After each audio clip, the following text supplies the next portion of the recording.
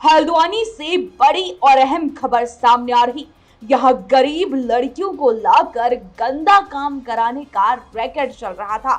जी हाँ, हैरान करने वाली बात तो ये है कि ये सेक्स रैकेट 3 महिलाएं ही चला रही थी और शहर के 3 नामी होटलों के तार भी इस रैकेट से जुड़े मिले हैं, जिसका पुलिस ने बड़ी ही सतर्कता के साथ पर्दाफाश कर दिया है।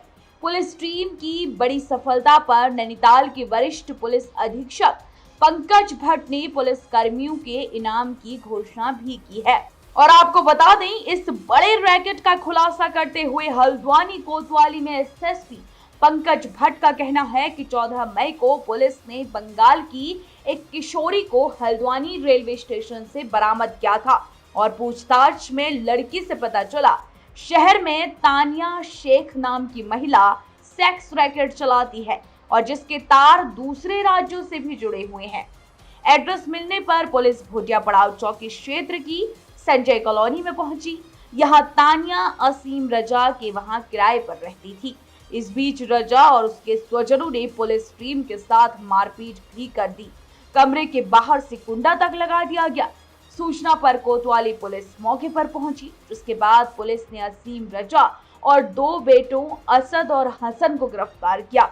मामले की गंभीरता देखते हुए एसएसपी पंकज भट्ट ने कड़ी छानबीन शुरू कराई और पुलिस निरीक्षक ललिता पांडे के नेतृत्व में टीम जांच में जुटी।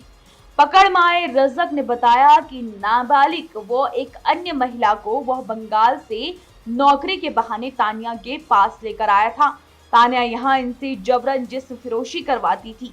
कई अन्य लड़कियां भी सेक्स रैकेट से जुड़ी हैं, जिसके बाद पुलिस ने होटलों की जांच करते हुए रजिस्टर खंगालने के साथ कैमरे का रिकॉर्ड भी देखा। इस बीच 17 मई को पुलिस ने दमाढुंगा क्षेत्र से तानिया को भी एक अन्य महिला के घर से पकड़ लिया। 2 महिलाएं भी यहां से बरामद हुई। एक ने बताया कि 9 महीने तक तानिया ने उसे अलग अलग होटल्स और ठिकानों पर भेजकर गलत काम करवाया था। सेक्स रैकेट की कड़ियां जुड़ने पर नौशाद नाम के युवक का पता चला। नौशाद तानिया और उमा दोनों के लिए डिलीवरी बॉय का काम करता था, यानी कि बुकिंग के हिसाब से लड़कियों को अपनी कार से तय ठिकाने तक ले जाता था। जिसके बाद पुलिस की गिरफ्त में दिनेशपुर की रंजिता नाम की महिला भी आ गई। ये भी इसी रैकेट में शामिल थी। पुलिस ने सभी के विरुद्ध देह व्यापार अधिनियम के तहत प्राथमिकी दर्ज करने के बाद कोर्ट के आदेश पर जेल भेज दिया। इधर हैरान करने वाली बात तो ये सामने आई है कि शहर के 3 बड़े नामी होटल्स इस रैकेट से जुड़े हुए हैं। पुलिस के अनुसार काठगोदाम में स्थित होटल कपिस और मल्लिका में किशोरी को अलग अलग ग्राहकों के पास भेजा गया था। पूछताछ में कर्मचारी ने बताया कि बिना एंट्री के कमरे बुक होते थे। वहीं कोतवाली क्षेत्र में आने वाले होटल मिनी पैराडाइज में उमा और उसका पति मुकेश डिमांड पर लड़कियों को भेजता था। पुलिस होटलों के विरुद्ध भी कार्रवाई में जुटी है और इस पूरे मामले में सुनिए क्या कहते हैं एसएसपी पंकज भट्ट। इसमें 14 तारीख को वेस्ट बंगाल से एक सूचना प्राप्त हुई कि एक नाबालिग जो बच्ची है उसको एक व्यक्ति रेलवे स्टेशन की ओर लेके जा रहा है। इस सूचना पे एंटी ह्यूमन ट्रैफिकिंग द्वारा काम किया गया, उस बच्ची को रेस्क्यू किया गया। ये जो व्यक्ति था वो फरार हो गया। इसके बाद जो उसका हाउस था उस पर जाकर के पुलिस द्वारा जो तलाश करने की कोशिश की गई तो उसमें इनके द्वारा कांस्टेबल से मारपीट की गई।